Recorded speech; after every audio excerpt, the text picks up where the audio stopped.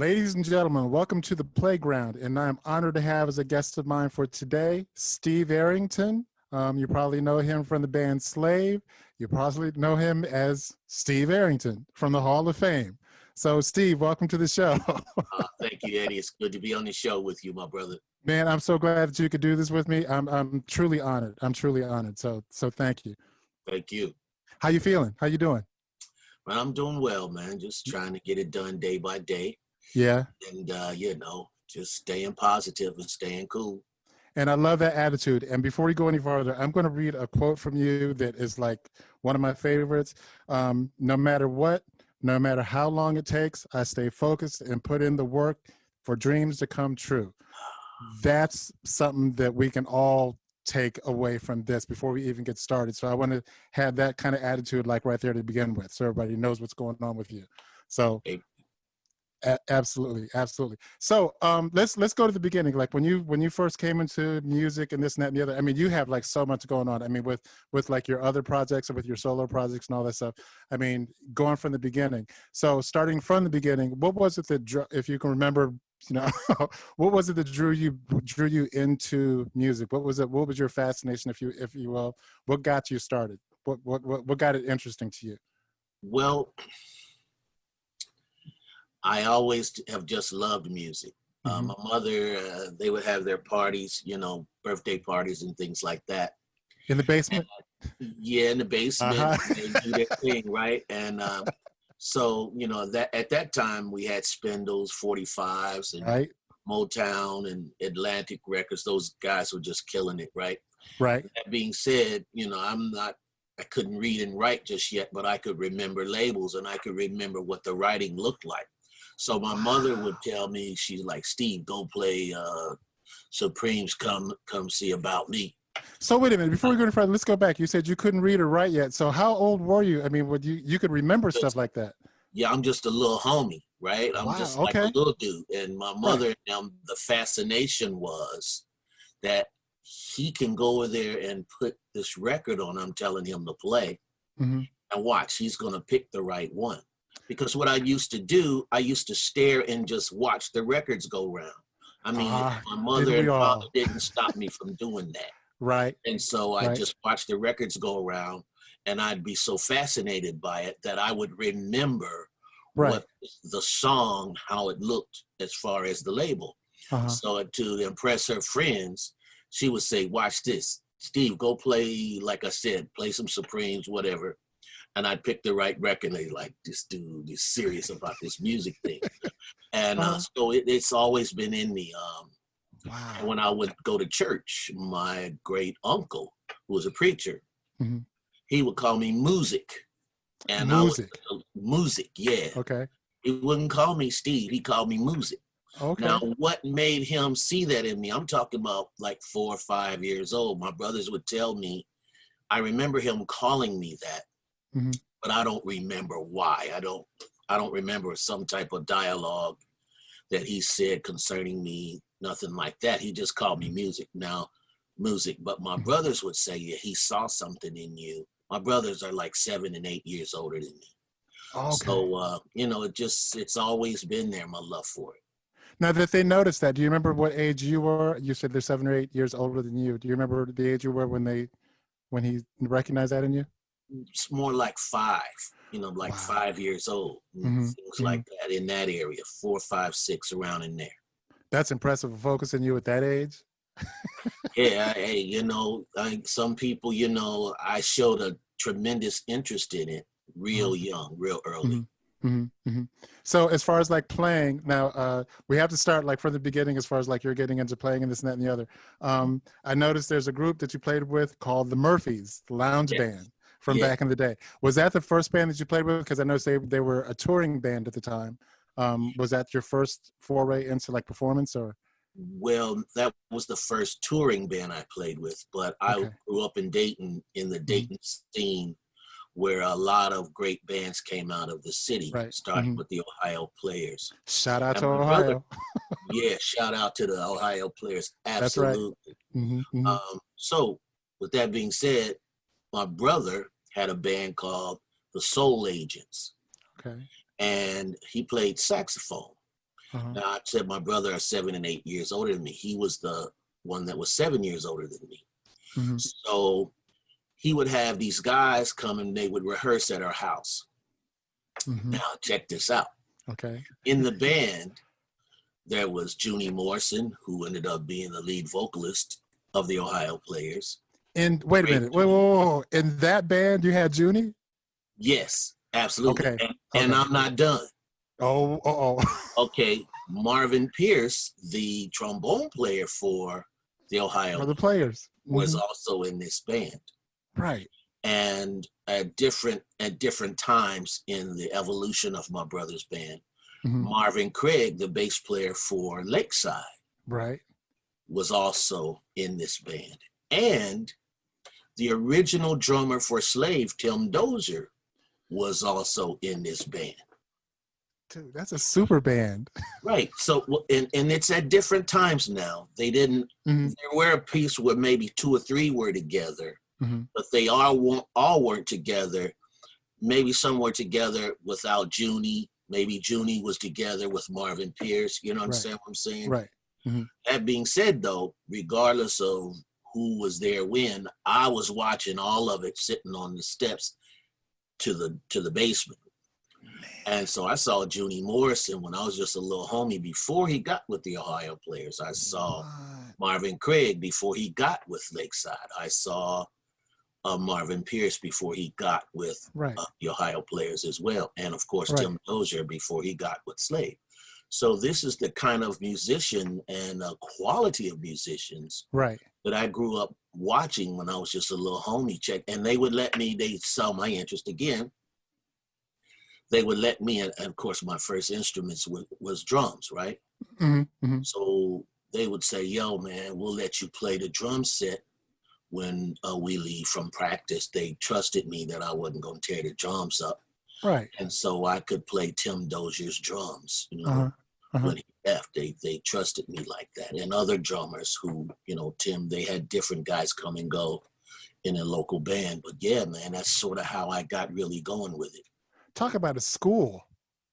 I mean, talk about like teachers? Seriously? I mean, you're dealing with professors, you know? Yes, I mean, Junie, I mean, all those at the time, they were my heroes. I mean, you know, Junie would kill me, you know, and then Marvin please. I mean, you're like going to school before you're going to school practically.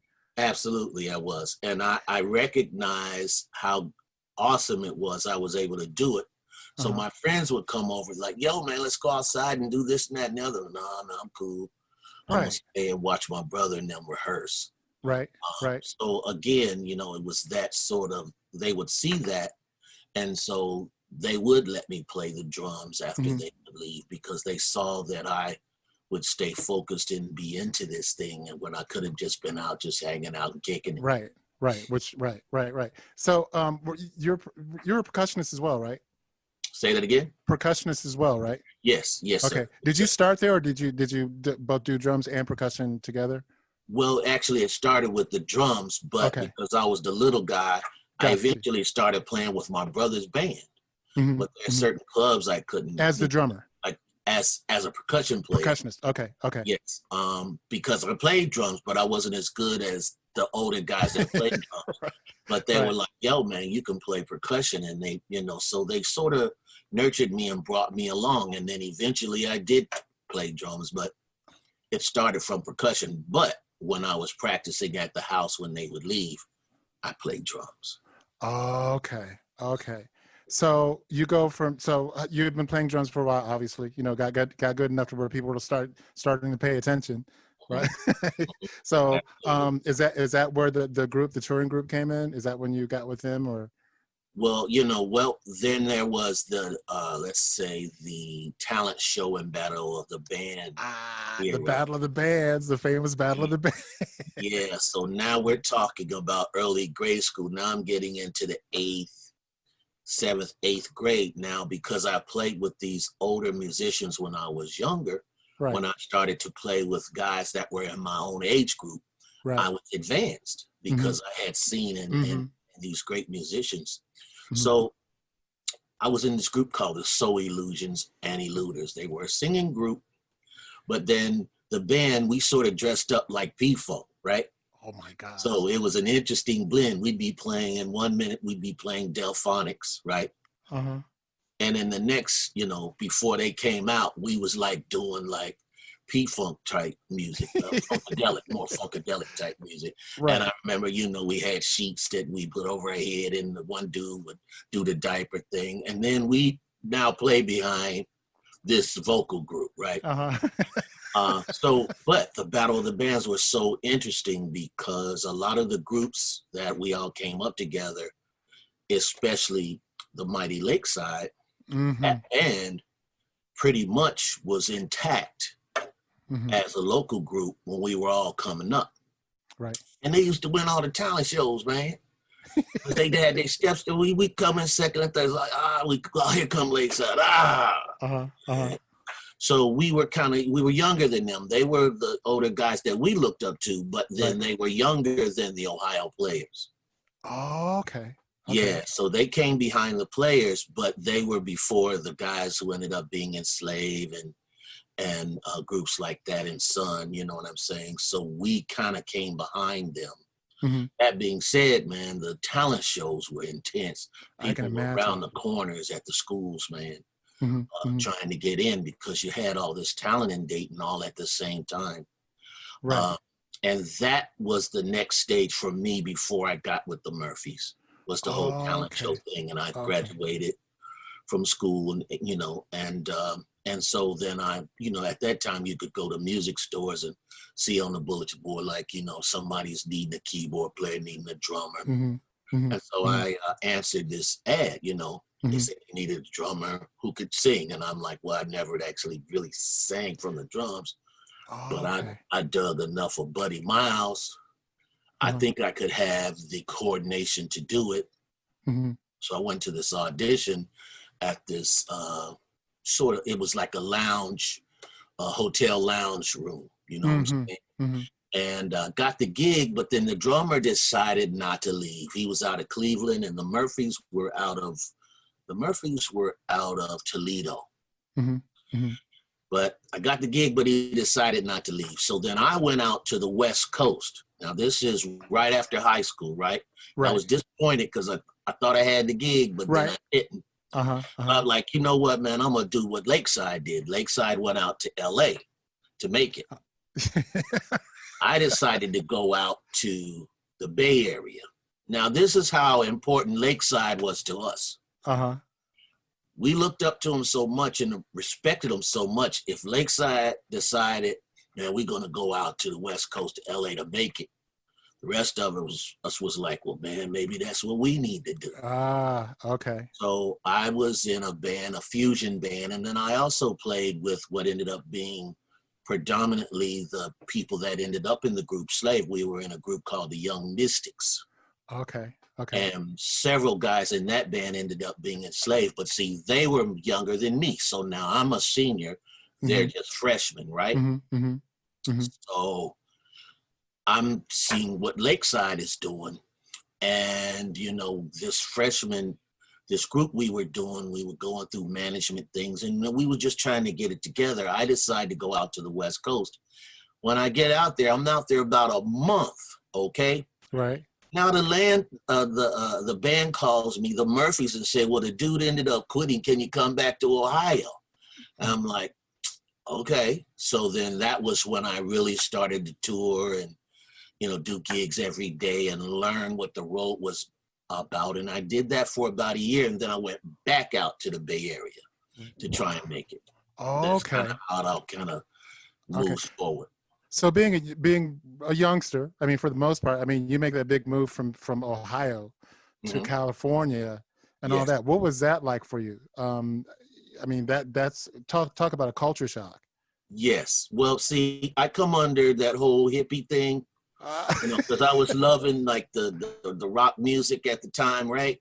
So for me, I was like, instead of going to LA, I wanted to go to the Bay Area because the Bay Area had more of this hippie culture. That's where it was. You're right. Part of that, right? So I was like a Super Hendrix fan.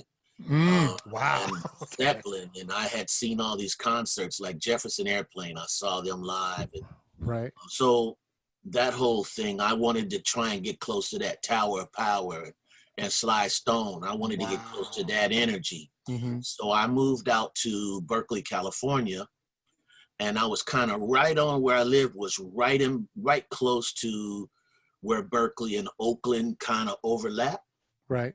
And I was out there for a while, and was trying to hook up and get with some musicians, same thing, going to music stores, checking out the bulletin board and seeing what was going on. Right. I met this guy, his name was Victor Mason, organ player. Went over to his house, told him I was from Ohio. Oh yeah, man. Anyway, we kicked it off, and I love to go for rides, right? Check this out. This is crazy. So we go for this ride, right? And we're heading out to Alameda, these areas I didn't know anything about. And one day we went for this ride, and Coke Escovedo was watering his lawn. What? Now, I was a serious Santana head, right? So when Coke got into the mix on the Abraxas album, I'm like, oh my goodness, man. This Escovedo dude is bad. So, Chapito and Coke and Pete too, they had this whole percussion thing going. Right. And I was very interested in it. Little did I know I'd ever meet Coke Escovedo. And I'm out there the second time now, maybe 3 months. And he says, that's Coke watering his grass. I'm like, no, it's not. He said, it is. I said, well, I got to get out of the car. Right. I get out of the car, and then I realized, he's watering. Right. How do I do this without him looking at me like, come on, man, I'm trying to, I'm out here watering my lawn and you come up and do the fan thing, right? So I'm like, okay. So I say, Mr. Escovedo, first of all, I just want to say I love your music. I'm from Ohio. I've come out here and I'm trying to make it. And I just wanted to tell you, thank you for the great music I'm hearing you do with Carlos Santana. And I'm saying the Abraxas album, so he knows that I really am about it, right? Right. I'm trying to get on, and he says, well, you know what? Give me a card. And I gave him a card. And then before that, we left. He says, you know what? I know this flute player who's looking for a drummer. I said, really? He says, yeah, come out next week. And he gave me this address. Go to this address next week. And it was at his house. Okay. And this guy opened for Coke, right? He was this opening act for Coke. So as I go down there, I'm like, oh man, that's Coke. And then I realized, okay, we're back at this house because I was so blown away that I saw Coke Escovedo watering his lawn. I didn't know where it was. Right. There is no rest of the world. It's just right this moment. I'm just tripping right now.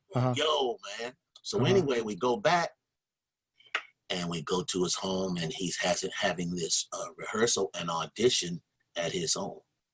He's standing there. He's checking me out. He says, you know what? I want you to play with me too. I couldn't believe it. Wow. I was blown away. So I played with the guy who was the flute guy, and I don't remember his name now. But it was sort of like a smooth jazz type of gig, right? Got you, right. And then, of course, Coke was, soulful salsa, soulful Latin soul, right? And I ended up living with Coke and his manager because, like I said, I was from Ohio. Amazing. Coke really took me under his wing, right? He really said, I'm feeling what you're doing. So he really helped me out.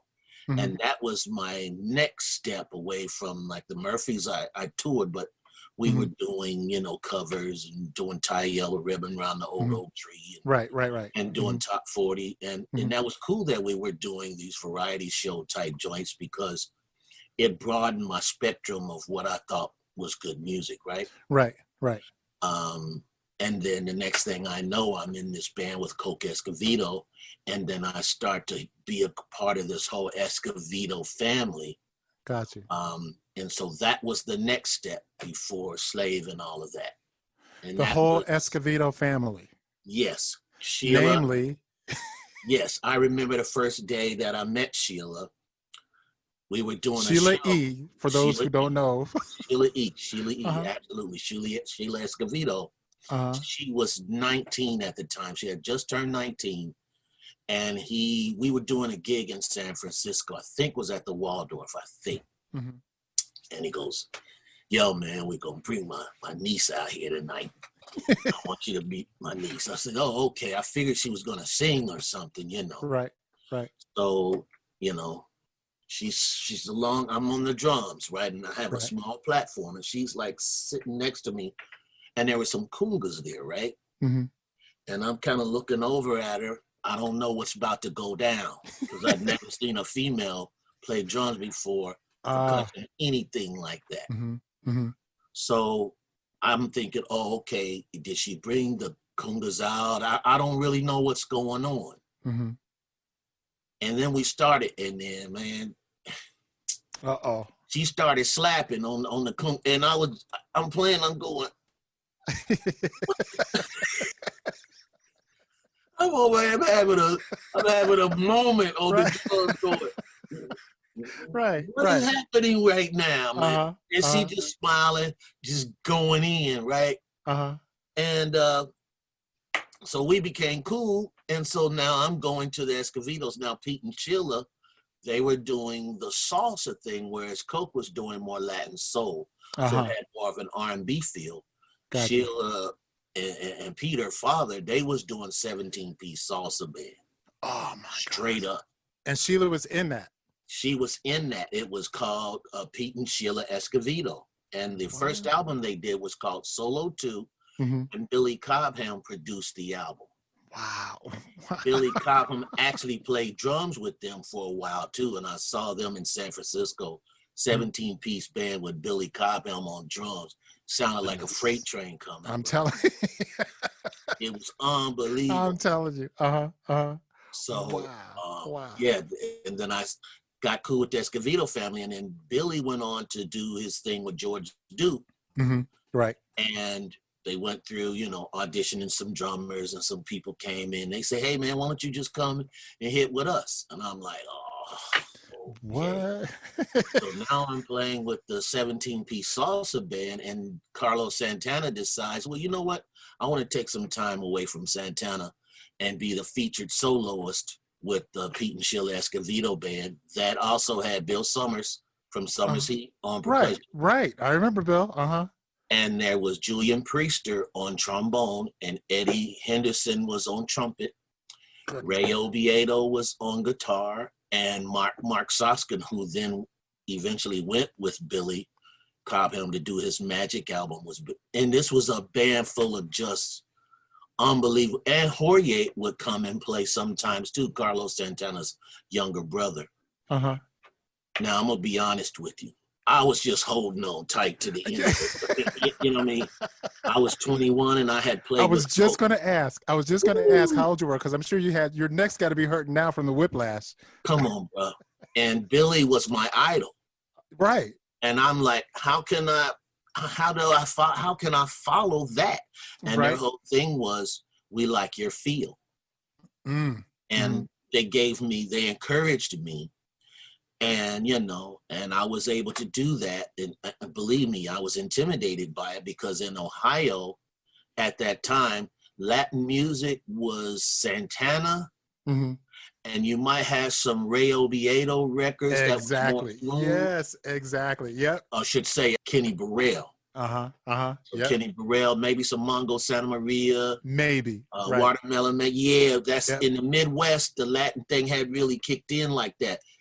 And of course, if you was into rock, then you was into Santana. And that's how I kind of. You're into rock, you're into Santana. Thing. Yes, sir. That's something. That's how that all kind of worked out. And it is interesting, because being from Ohio myself, you know, the Latin thing was almost kind of like an underground kind of a thing. It was, and the people that knew about it were, you know, either Latinos or the musicians who were like, oh my God, did you hear this? Did you hear this? You know, but for the most part, it wasn't like a big thing, like you said, in Ohio. So at that time in the 70s, absolutely. Yes, sir. Yes, sir. And I did want to just go back and just touch upon one thing. I don't want to spend a lot of time on it, but you were talking about, like, as far as like the Battle of the Bands. hmm And back into, and we're only talking about like a few groups, you know, that you mentioned there. But the hmm Battle of the Bands was like a huge deal. There were like so many bands involved, and they were all like, man, who's gonna win this? Because they were all good, you That's know. right. So yeah. I just wanted to touch upon that real quick. So anyway, you're, and I was gonna ask you as far as like your age, because I mean everything was moving like really fast for you at the time, and the way you put that, you had to be holding on. I mean, for dear life, you know. Yeah, And I mean, I you're was. going from like major star to major star to major star, you know. So Yeah, it was an amazing time, and mm, what it taught me how to practice the right mm, way.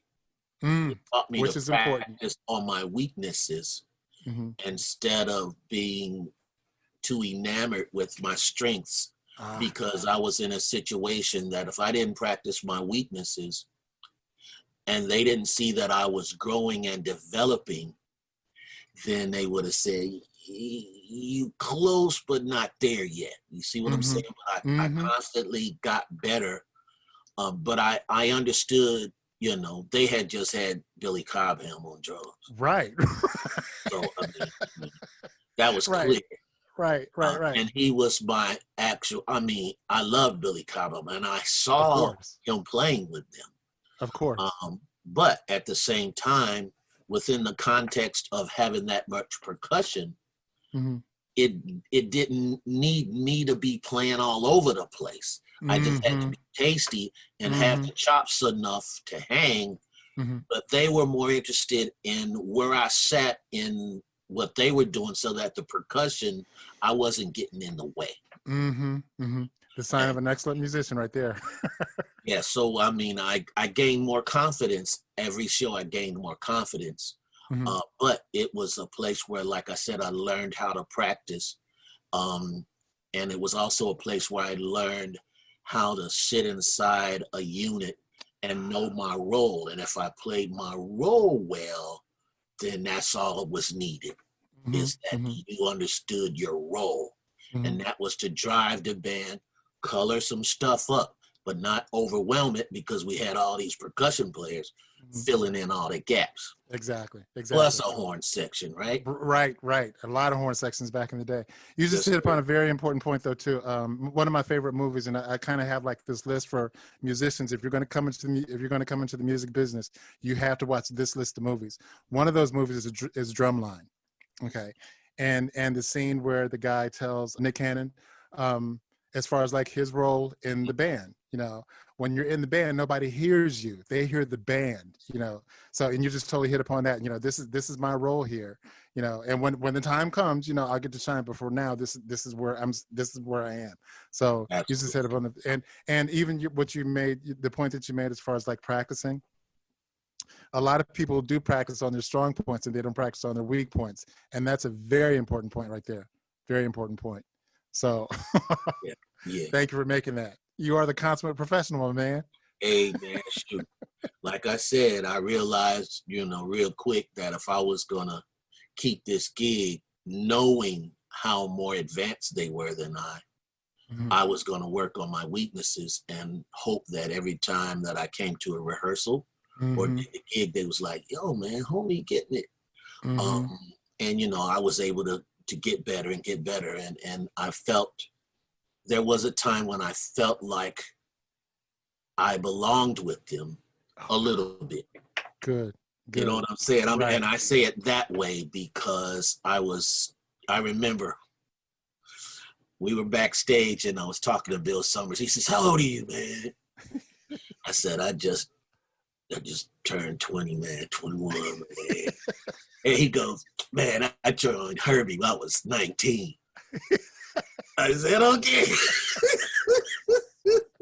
And he wasn't saying it, you Right. know, it wasn't a competitive thing, or he wasn't Right. tripping. We was having a conversation and he was talking to me, which, you know, I was like excited about. Mm-hmm. But he was telling me, yeah, man, you're 21 from Ohio. I joined Herbie when I was 19.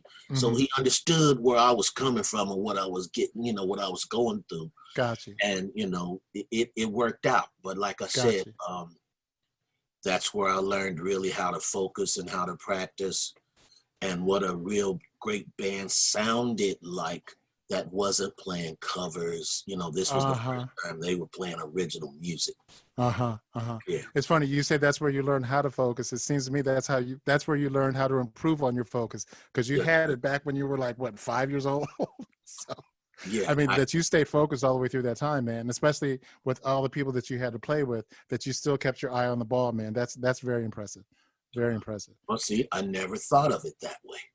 That's cool.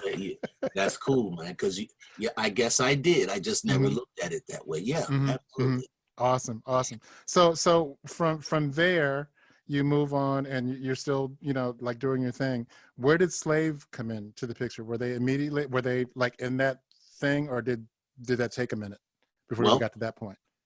While I was still out in the Berkeley area, and I'm talking now 77, right? I graduated 75.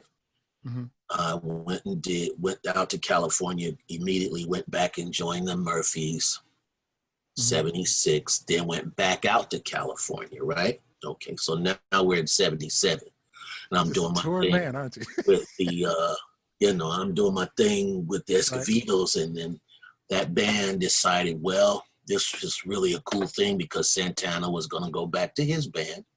Right. Where the world really found out about Sheila Escovedo, who was later known as Sheila E. Her first big move onto the world scene, she played percussion with George Duke.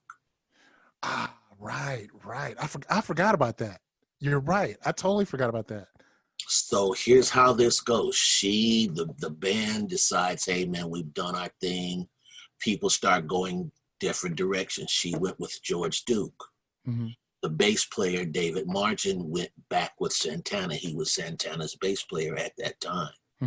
Mark Soskin was the keyboard player, and he went with Billy Cobham. And this was around the time when Billy Cobham did the album Magic, and that's a great album. It is. The keyboard player Soskin was crazy on that. And then Ray Oviedo did his thing, and everybody, of course, Bill Summers did some Summers Heat. So everybody sort of went and did their own thing. Julian Priester, Eddie Henderson, they were already jazz greats in their own right at that time. Right. And right around the time when people were going their separate ways, I get a call from the great Mark Adams, rest in peace, bassist for Slave, who had been in the local group that we had together, the Young Mystics. Okay. So here it goes. Here's how this is before the phone call. Right. One day I'm listening to the radio, right? And I'm hearing, I'm like, man, who is that, man? And so I'm like, yo, man, I'm feeling that. So I go to the record store, man. I got to have this thing. What's that? Oh, it's called Slide. Yeah. Who is it? Slave. Oh, okay. I'm with it. So I went and snatched up the album, right? And I'm like, yo, and I flip it over and I see three-fourths of the cats that was in the Young Mystics right in high school on the record. And I'm like, yo, that's the homies from Dayton. Man. So it just so happens they're on tour on Slide, right? And they come through Concord, California, and I get a call, and they had already been on tour for a while. This is getting in the late 77. Back in the studio, they call me and see what's going on, see what I'm doing. A little time passes, and they decide to make a drum chair change. And they asked me, did I want to join the group? And what was so cool about it, time-wise, is the Escovedos were going their separate ways, right? I mean, that band, right? Wow. So it was perfect timing. And they say, hey, man, you want to join the group? And I go, yeah. So I go back to Dayton, and then, of course, then go back to New Jersey, because Stevie Washington, who was the leader of Slave, right, who was the nephew of Pee Wee, the trumpet player for the Ohio Players.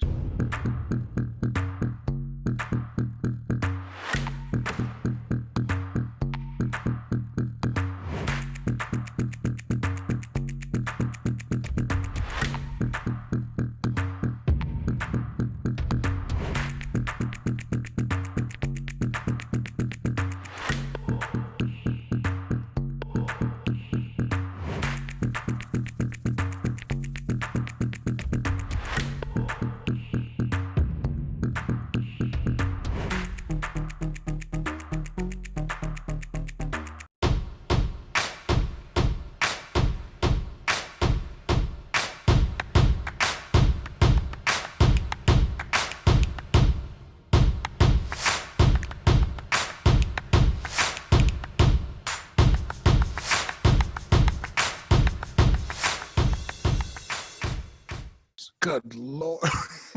And so I moved to Jersey because that Slave had moved to Jersey. Uh-huh. And that's where we started recording more music, right? Uh-huh. Right. And so then I joined the band in late 78.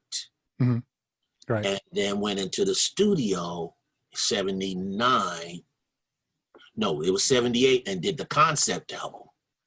Oh, okay. And that was with Stellar Funk, the first song that I ever played drums on a national level that was on the radio, or a record that was my first record that I ever played drums on the radio with Stellar. Okay. That was 78. Okay. Was that your first experience in the recording studio?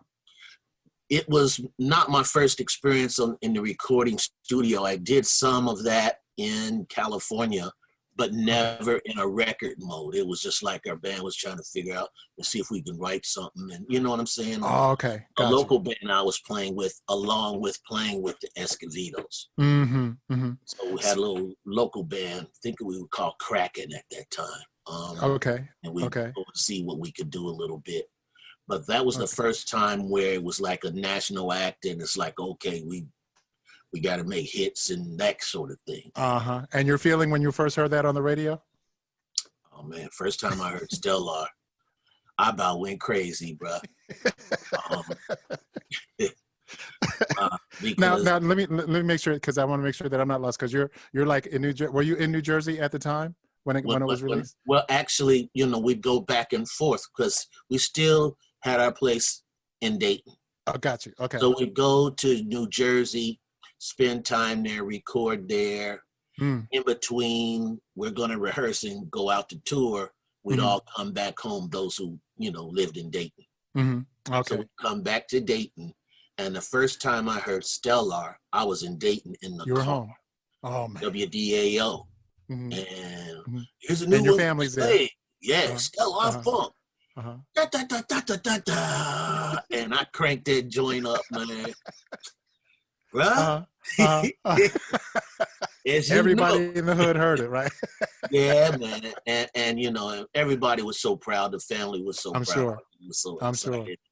I'm sure. Yeah, because here I was now, here I was, this kid, music, where my great uncle was the preacher. And finally, after all those years, and really wasn't a lot of years in terms of growth of a musician, but it is when your family's looking at you from when you was a little homie.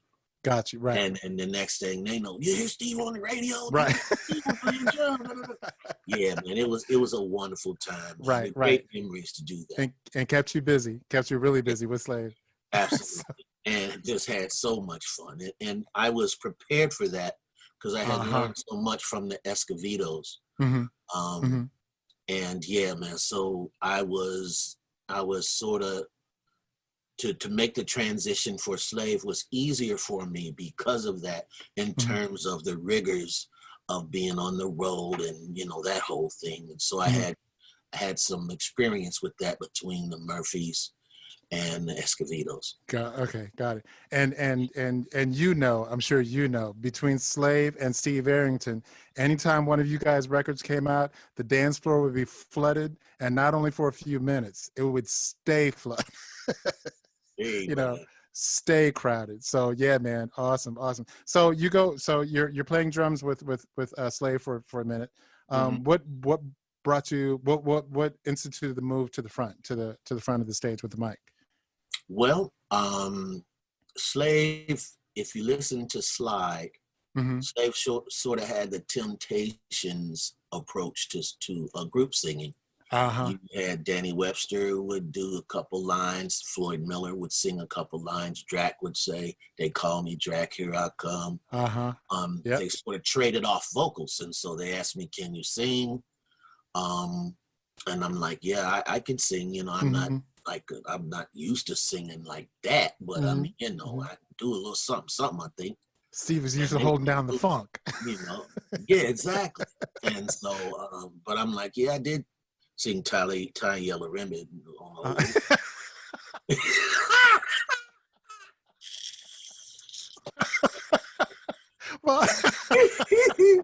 from the drums, you know, I did. Yeah. Right. Tie a yellow ribbon around the old oak tree. I can imagine. Well, I did sing Tie.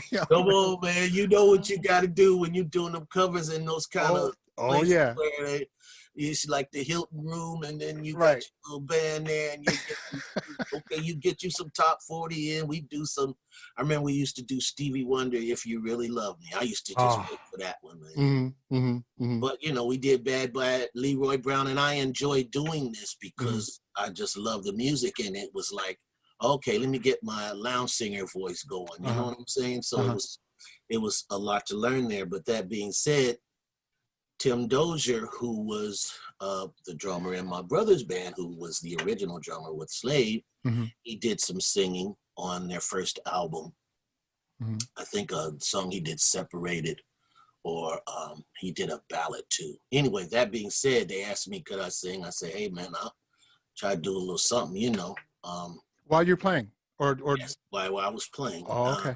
And so we went into the studio, and the first song that I sang that had some lines to it was a song, Coming Soon. And I sang the bridge on Coming Soon. But then the following album, 79, on Just a Touch of Love, I end up being like the lead vocalist on that particular song.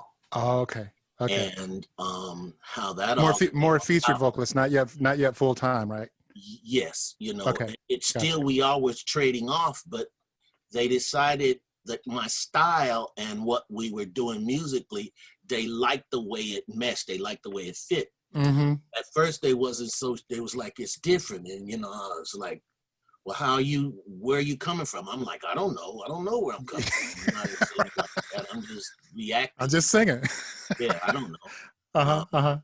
And with that being said, though, I guess they saw that as, well, you know, this is actually different.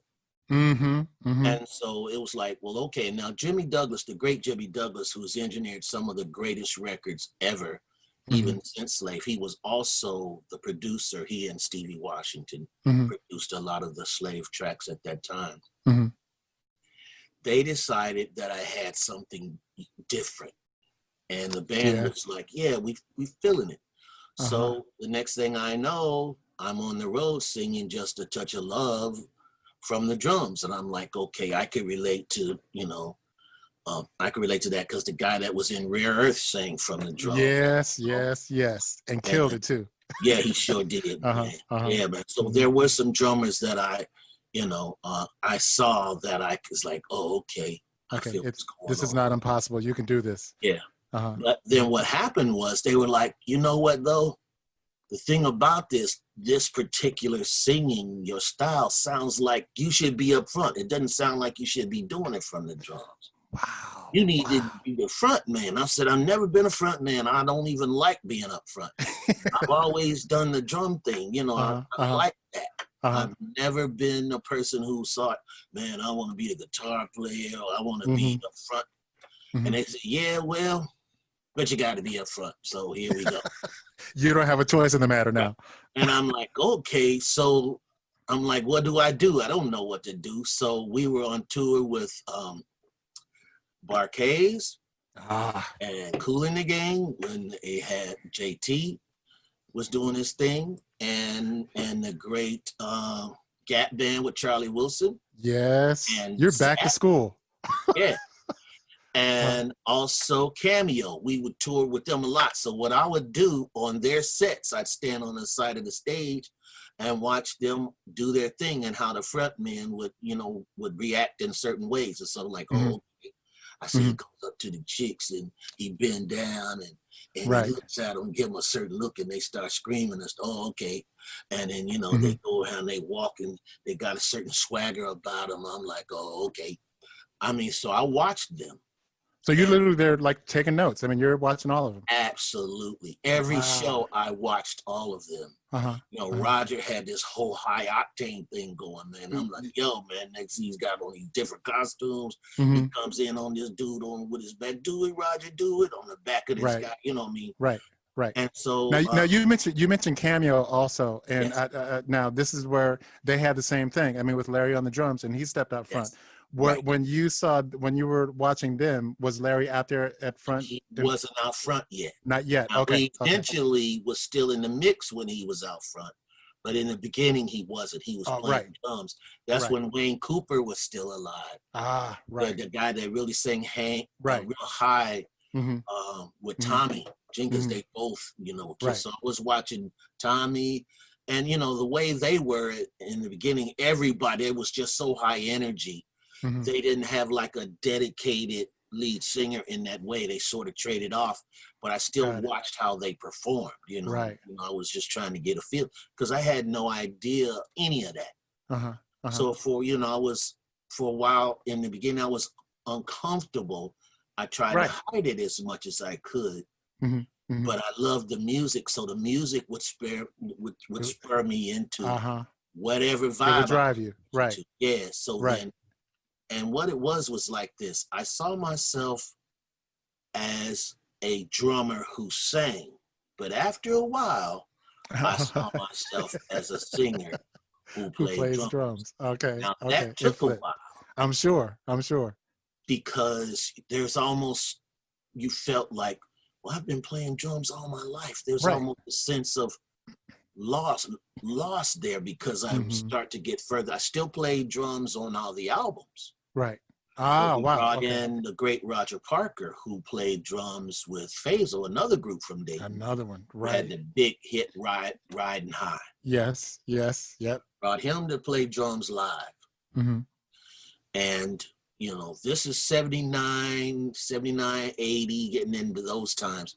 Mm-hmm. And after we got into Just a Touch of Love, and then in the Watching You, that Stone Jam album, I sort of caught my footing style-wise as a vocalist, and also in how to front a band, you know. So I was doing all of this at the same time. Right there, you know, right there in the midst of the fire. They trusted me. Again, you know, they trusted me because I kept working on it and trying to get better at it. And they obviously saw your dedication to it. Yes. Right. Wow, man. Wow. Okay. And you touched upon, like, you know, how different your singing style is and all. And although, you know, to you, you're just, hey, I'm just singing. This is what I'm doing this. How did you react? I mean, when you got out there and you're singing, like, for the first time, I don't know if you remember the very first time that you're at the front of the stage, with the audience reacting to this singing style, this like new singing style. How was that for you? I don't remember. Or I should say a different singing style.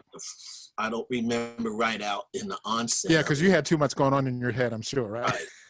But I do remember that it's like, wow, man, people they're feeling they're digging it.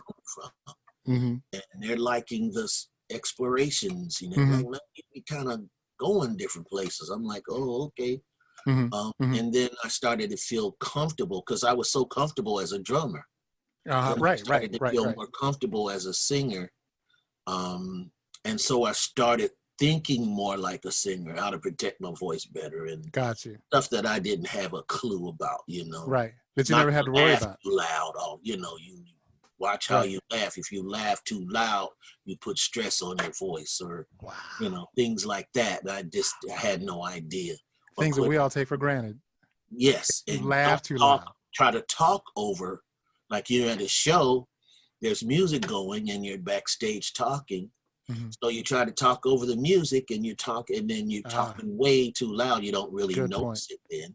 Great point. But you put stress on your voice. And so those things I didn't know. So I had to deal with getting hoarse and, you know, all that kind of stuff, and to train myself to think like a singer instead of being a drummer. I knew the things about drumming, how to keep myself strong through whole shows, and how to pace myself, and how to certain sticking gonna give you that rim shot that you don't have to hit real hard. If you hit it just at the right place, you can just snap it. All that kind of stuff, I had all that down. But I had to learn those same types of things as a singer. That I had to learn. Wow. Awesome. So are you writing at the time? Are you writing for the band at the time? Yes, because as my role started to change and they dug my vocal style, well, how it actually happened for Just a Touch of Love, they said, Steve, get on the mic and do something. And I'm like, I had no words. And they say, well, go to the hotel, come back tomorrow, had the words. I'm like, oh, okay. I came back, had the words, and they're like, man, we like it the way your style fits with what we're playing. So then I became, you know, an integral part of the writing in Slave. Gotcha. So was the track already written? Yes, we had done the track. Okay. And it was like, okay, what are we gonna do? Okay. And as we always did, we came up with ideas. People go around the mic and say, hey, what do you think? And they're like, hey, well, maybe that's cool. Whatever. And I usually I was last because I wasn't there to be the singer. Okay. So they I see. Feeling about where it was going. It's like, well, we haven't really got there yet, Steve. You see what you got. I'm like, oh, okay, And then, like I said, I just and they dug it, and they was like, man, we don't know exactly what that is, but that's working, bro. So they said, go to the hotel, come back tomorrow, have some lyrics. And I came back with Just a Touch of Love. Go to the hotel, come back tomorrow with some lyrics. Yes. And the melody, and you did. Yes, and I came back and they're like, yo, we feeling this, bro. There's that focus. Then it was like, oh, okay. And then the next thing I know, it's on the radio. And we're like, yo, man, this is Slave. This ain't like Slide. This is different. Right. You know, and but the people accepted it. The group, they loved it. Like, you know what, this is working. And the next thing I know, I'm in one of the primary songwriters in the group, just like that. Man, I got to tell you, I'm guilty. I'm one of those people that's like, first of all, the groove was just crazy funky. And then the vocal on top of that's like, whoa, man, excellent. And just the right time too. It was awesome. And the writing style, all that. How did you approach, or you and the band, how did you approach writing? Was it like conglomeration? Did you guys all come together and like? Yes, we come together. We come together. A lot of times, like I talked to the great Jimmy Douglas not too long ago, who produced and engineered those records. And about Jimmy Douglas, this guy, he engineered the 444 record that Jay-Z did. He did that 2020. I'm trying to think of his name, Justin Timberlake. Oh, yeah. So much of Timberland, all the Timberland stuff, right? He engineered all the way back to Aaliyah. Wow. So he's done some of the great records of the last 20 years. And then also he produced Slave and engineered those tracks too. That being said, what was your question again? As far as like coming together, the whole band coming together, as far as like the writing style? Right, that's what I wanted to say. He brought to my attention the first time we got together with him, myself, and Mark Adams, and we started grooving, and Mark Adams came up with the bass line that Just a Touch of Love. And we just grooved. I was playing drums. Yeah, man. Man, I loved it. And you played drums on that too, right? Yes, I played drums, and it was just he and I just grooving. Oh, man. And he was like, man, that right there, this is Jimmy listening to us going, that right there is the real deal. We just got to come up with a bridge. Man, I can imagine being there in the studio and you guys are grooving on that. That groove had to go on for what? How long? Like a couple of days? You guys just This was actually at a rehearsal studio. Right. We actually got to the studio, and Adams and I would just doom, right. And, we were blocking, right? And Jimmy was like, yo, man, that's the real deal right there. We got to come up with a bridge. So we was getting different vibes. And then we hit this one bridge, and he's like, that's it. And so then we go from that situation, go into the studio, and we show them what we did, Adams and I. and then everybody came around and just added their parts to it. Right. And then we knew we had us a serious track. Like that track right there is the real deal. So we got to make sure the vocal is just right for it. And so we took a little while to find where that place was, and then we ended up with what you have now. Man, a mega hit, a mega hit. And like I said, that's another example of, like, you know, flooding the dance floor. When that song comes on at the first note, it's like, bam, you got to find your space on the floor because it's packed. It's packed. So fast forward to your solo career. You now it's about Steve Arrington. It began with the Hall of Fame, correct? Yes. Okay. So fast forward to that. How was that? Now you're on your own. It's all you now. Yes. Oh, hold on. By the way. Okay. There he is. That one. There he is. Let me get him. Yeah, there we go. So anyway, moving to your solo career, that came about, and how now you're in charge. You got the whole thing. How was that, and what was the process as far as that? Well, Slave, we had did the Stone Jam album all together, full power, right? Yep. After the Stone Jam album, part of us never actually toured together on that one. Stevie Washington, who was the leader of the group, and then Kurt Jones, who was also they brought in to do vocals as well, and Starlina Young, who they brought in to do vocals as well, Starlina, were from Jersey. They were from Jersey with Stevie, East Orange, and in that area. So he decided he wanted to do Aura. Now, we had did an album on Aura while we were all together, and the album was titled Aura, but it was more like P-Funk. You had the Horny Horns, you had the Brides of Funkenstein, but it still was in the circle of P-Funk. But we did the same thing with Aura, and then Stevie decided, you know what, I want to go ahead and pursue Aura as an entity unto itself, away from the band. Oh, okay. So they left the group, and we did Stone Jam, but they didn't tour with us. Got you. So he had asked if I would join that band with them, and I said no, I wasn't comfortable with that. I wanted to stay with the Dayton homies. They brought me into the game. I'm going to stay with the Dayton homies. And there was it wasn't this big breakup, like emotional thing. We had done the Aura record, and he felt that he wanted to pursue that more intensely. And so he went to do that, and we recalibrated, and the great Mark Adams became the leader of the group. And then we did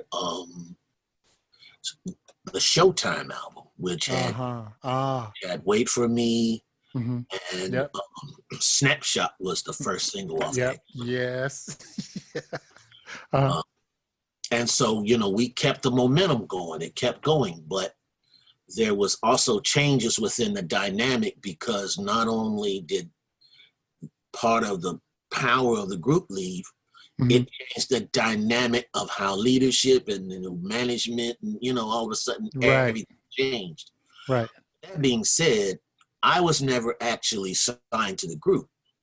I was a hired musician to play drums. Now, remember, the singing and the writing was never really in the perspective as far as I understood what I was there to do. Right. How that all came into play, it just sort of evolved that way. Okay. But I never was signed to the group. So when there was stuff going on contractually with things that had been signed, Stevie and those guys leaving, and how all that was going to play out and all of that, I wasn't a part of that really, because I wasn't signed to the group. Okay. But that being said, that was the first real crack in the armor where you went, uh-oh. Okay. That was a major blow. We were able to continue musically, but it dealt us a heavy blow from the business point of view. Got you. And so we struggled. And what I did, I decided I wasn't actually a part of the group legally, in a sense of contractually.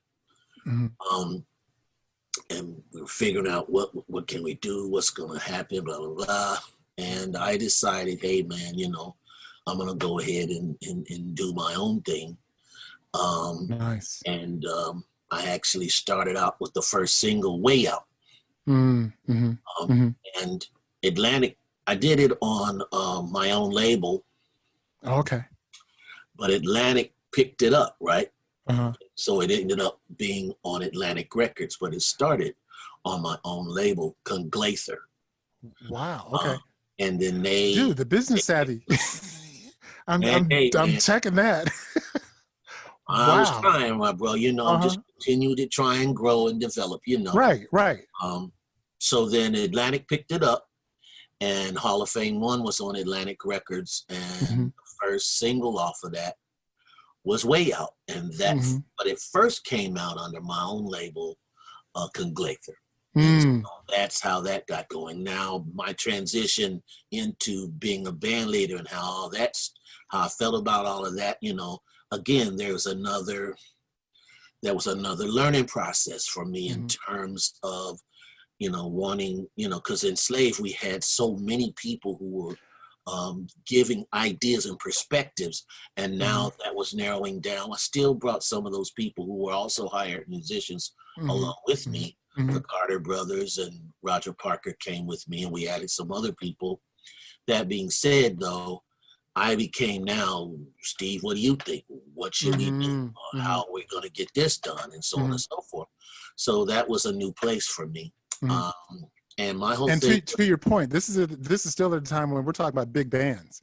Yes, absolutely. So you have to deal with like all that. I mean, the different, individual personalities and all that stuff. You got to deal with all that. Now you're the man, just like you said. It's all like, Steve, what do you think? Exactly. So how was that? I mean, to go from, you're this and now you're this, Well, it was a progression that as things were going on from, I'll say, from the Escovedos as right. developed, I was able to look back to see how Pete, ran his band, or how Coke did his thing, and even Stevie Washington. And so I had good people to look to say, oh, okay. And my thing, is like, hey, treat people the way you want to be treated. And, let's just do something special and have a good time doing it. So that was sort of the approach. Now then, that's just the overall philosophy. Of course, now you got business, you've got contracts, you've got this, percentages, and so on and so on and so forth. It's 90% of business. Then it's that whole other side of things in which I had to learn more about. Right. So, but, hey, we start band. There you go. First album, there it is. Drop Way Out, and then we drop Nobody Can Be You But You. Yes. And then we drop Weak at the Knees. Yes. Off the first album. We're touring. How exciting that had to be, man. Yeah, it was. And what was so cool about it, Atlantic, after they picked up the record, they were like, yo, man, just make another Watching You. And I'm like, I already did that, I'm not trying to recreate what we did in Slave. If I was going to do that, then I just would have stayed in Slave. Stay in Slave, right. I'm not going to come with Slave. That's not what this is. I'm trying to develop more of my thing because I had these other music influence. Like, for instance, influences like the Escovedos. They didn't sound anything like Slave. That was different music. So I brought all these other influences into what I was doing. You can clearly hear that, that I come out of Slave. But if you listen to Way Out doesn't sound like Slave. Wow. It has a picture of its own. If I'd have did something that sounded like Just a Touch of Love or Watching You, they was like, well, yo, bro, I mean, what's up with that? Right. You sound like Slave. Right, exactly. And I understand, with a group that had such a singularity in tone and was so unique unto itself, you could hear the influences that, came along with what I was doing. But clearly, Hall of Fame 1 was not a Slave record. No, it definitely was not. It was not. It was, like I said, clearly a different artist. This was Steve Arrington. This was not Slave. So, and love that. Love that. Great product too. I mean, all your stuff, man, was awesome. Awesome. And they were all different into themselves. Does that make sense? I mean, it was like, you know, this didn't sound like this. This didn't sound like that, you know, so that you have, again, that focus. There it is right there, you know, that you still have that. So let me ask you, I mean, you know, the industry obviously has changed from when we were coming up to now. What are your thoughts on like the industry? And I'm not talking about like, obviously COVID's pretty much stopped everything, you know, but as far as like the industry from when we were there to this point, what do you think? What are your thoughts as far as that? I think it's an exciting time because you have so many ways to get it done now. Back in the day when we were coming up, if you didn't get picked up by a major record label, you just didn't happen. Look for a job. You know, yeah, it just, you know, and it made things, you had to be in this one vibe or else you didn't make it. You could maybe try the jazz route, the smooth jazz route, R&B. Then you had to make sure, because in R&B wasn't in pop, and rock wasn't accepted much at that time. So you had to be down the pipe of what was accepted R&B at the time. Right. Whereas today, you have so many radio outlets like iTunes alone. There's a zillion stations just on iTunes alone to get exactly what you want, to hear exactly the styles. So young musicians coming up today have all these different places in which to have their music out. Like, very true. Like YouTube, you got like Soulja Boy.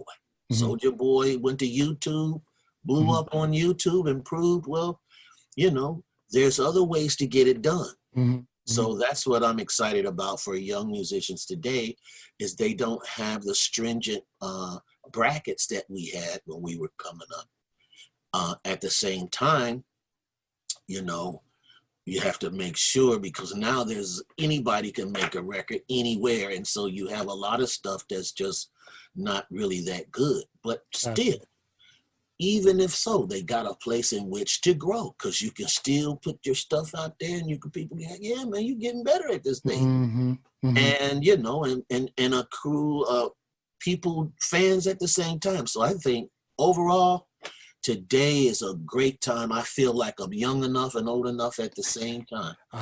Love it. I love that. That's awesome. Awesome. Awesome. So with that, you just touched upon like the young people that are coming up, and finally, what advice would you have to offer like those people that are coming up with the business that are either beginning or they're still kind of struggling to find their way? What advice would you have to offer them? Well, first of all, it's the music business, and there's so much available now online to get the information you need, not only about the contracts, but the different money streams. And there's so many of them now. You're right. Yes, and there are so many, and today you have access to learn as much about the music business as you want to.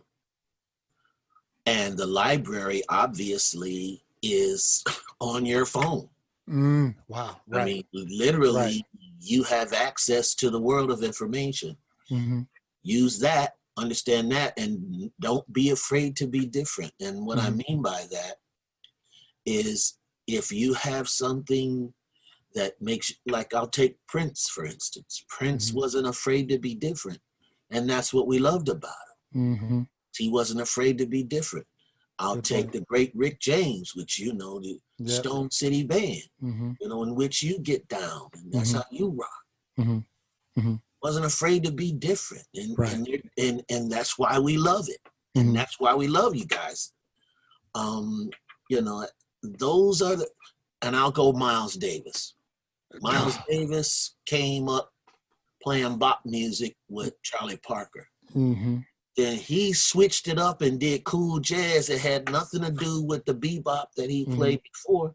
Then switched it up again and went electric and went into this more groove-oriented music on Bitches Brew. Then switched it up again and started bringing hip-hop elements into what he was doing. But the thing that made it all work was his horn, his sound. So regardless of how he dressed it up, it was his sound because it was unique. Right. And so to the young artists out there, don't be afraid to be you. Don't be afraid to completely let you out and then cultivate that. Because at the end, that's what makes us all excited is when we hear Frankie Beverly and I'm like, yo, man, nobody sound like Frankie, bro. Right. You know? Right. You know? So yeah, man. And then if you go ahead, you were about to say something. No. I was going to say, if anybody knows as far as like, you know, reinventing yourself and being different, that would be you. I mean, you had totally a unique sound, and as you express, it's like, okay, I did this. Now we're gonna do this. We're not going to do that anymore. That's done. You know, we're not going to reinvent the wheel. We're going to do something else. You know. So yeah, if anybody can speak on that, you certainly can. I'm most comfortable being able to do that because then the music stays fresh, and you get a chance to grow in that new skin, right? And then when you find it's like, there it is right there, bam. You're as excited as you was. I can remember starting on drums, playing Cold Sweat, right? And I can remember, man, I got to get my Cold Sweat beat together, man. And it was that double. It was that right. Exactly. It's like I got to get my double clutch to get. Right. Exactly. And I just struggle with that double clutch. And I'm like, man, I'm double clutch. But you stayed with it. Yeah. And the same way when you're developing, you know, to the next place, you know, you may not have it all together when they first hear, oh, he's changed. Or something's going on. But then you stay with it, and then all of a sudden you get to that place where there's command. Right. That's what young artists have so much today now, because you don't have to have a major label telling you, you got to do this, you got to sit in this bracket. You can, there's nothing wrong with that. True. But you don't have to. Excellent. There's other ways to get it done. Excellent. We're going to close right there because, I mean, dude, you're so awesome. And you refer to, I'm going to say this, you refer to everybody, all your peers, everybody that you work with as the great. I'm going to refer to the great Steve Arrington. Thank you so much for being on the playground with us. I'm sure, man, thank you. My brother Eddie, man, you know what it is. Number love, my brother. Nothing but. Oh, one other thing before we go, there were two terms that I definitely wanted to ask you about. We got so engrossed in this that I totally forgot about them, but I don't want to go without this. When you and I met, you know, I'm music director with Stone City. Always loved like your whole attitude. First of all, super nice person to work with. I mean, very encouraging to everybody. Came in ready, knew what you wanted to do, and we did it. So you're a great leader. But we were rehearsing, things got really funky in there. Steve had the ooh-wee funk. And I'll say that because when you say ooh-wee, you got to have the face that goes with it. You got to tell us describe what that is, and if it's the same as G-funk. Yeah, well, the ooh-wee. The ooh-wee. Yeah, there it is. Ooh-wee got the even then, when you see it, you got to have the face, the ooh-wee funk. You got to have it, man. It's the ooh-wee joint, man. That's that showed up from, bro. That's just that's that ooh-wee right there, bro. Yeah. Loved it. They done got the ooh-wee popping off. Loved it. That's that down in the trenches funk. Yes, sir. Down in the trenches funk. And I remember when we were rehearsing, when we were getting ready for the show, that was always my guide. I'd always look at you and it's like, no, we didn't get there yet. We didn't get there. There it is. Because I'm looking at you. I'm looking at you the whole time. And it's like, you'd be walking around. There. Yes, sir. Great times, man. Great times. Man, I sure love rocking with you guys, man. Big Thank you. That was an honor for me to rock with the mighty Stone City Band. Man. That was awesome. That was a highlight, bro. We all had a great time. Yes, sir. Well, again, the great Steve Arrington. Steve, much love to you. Thank you so much for being with me on the playground, where the players play. Again, I'm your host, Eddie Llewellyn, and thank you all for joining us. Thank you so much. Thank you, Brother Eddie. All righty.